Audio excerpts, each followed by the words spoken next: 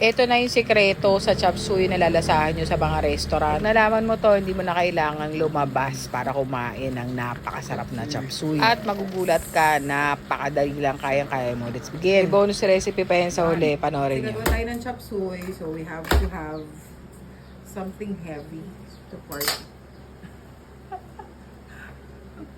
Ito mabulong ka. Pang partner sa chop suey is pinatisan na pork chop.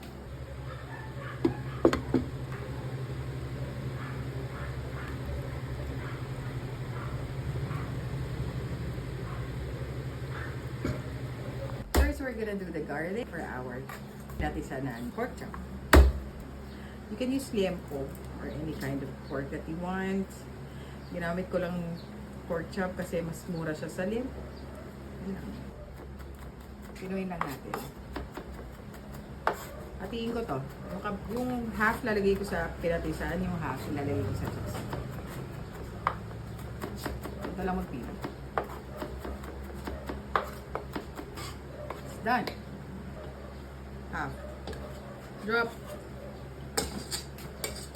Pagplano natin. Patis. Around 2 tablespoons. So that's it. Garlic, patis, and pepper. Kalamansi sana, kaya lang wala akong kalamansi. So, pwede mo. Halo. Babad muna natin.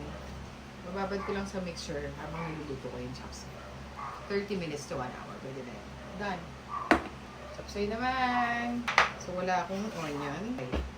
Sayote. You still do this? Peeler. Ganyan lang. Ganun kanipes, din yung ganun.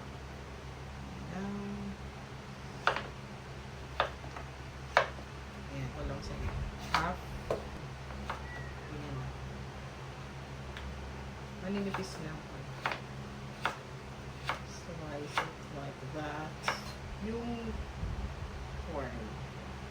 Startin natin yung chop suey. The first step is saute the garlic until brown. Like always, gamit ko dito coconut oil, but you can use any kind of oil that you want. Pag nag-brown na, lagay nyo na yung patay balon-balunan ng manok, pampasarap to. Season with salt and pepper, tapos isote nyo lang until brown siya. Pag okay na, igisa nyo na rin yung mga matitigas na gulay like the carrots and sayote. Pag may cauliflower, lagay nyo na din. Then for flavor, di mawawala bell pepper. Pag isang peraso lang yung ginawa ko dito. Mix and then add 2 cups of water. Depende na sa'yo kung gaano kasabaw yung trip mo. Mapadami, saka hindi mawawala rin yung repolyo. Ganito lang yun. Half lang ilalagay natin. Tiplahan natin chicken powder. Pag wala niyan, pwedeng chicken cube. Nagsisimmer na yan lagay nyo na yung oyster sauce. Nasa around 1/4 cup tong nilagay ko na to. Simmer for 5 minutes, then ilagay na yung young corn, yung chicharo, and yung repolyo. Since hindi ako nagra-rice, dinamihan ko yung repolyo kasi yan na yung magiging pampabusog ko. Pampalasa, liquid seasoning. And pampalapot, slurry. This is just water and 2 tablespoons of cornstarch. Simmer mo lang for 5 minutes and that is done. Turn off the heat and finish it with sesame oil. Napakasarap. Gawin na natin yung kapartner, yung pinatisan na pork chop.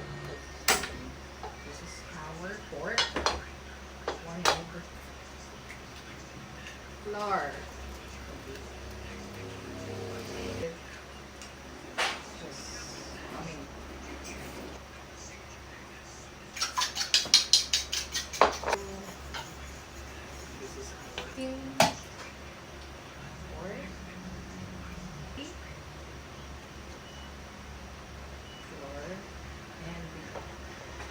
Egg.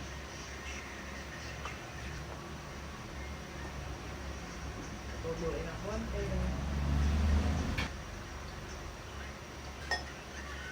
Sit. Fry.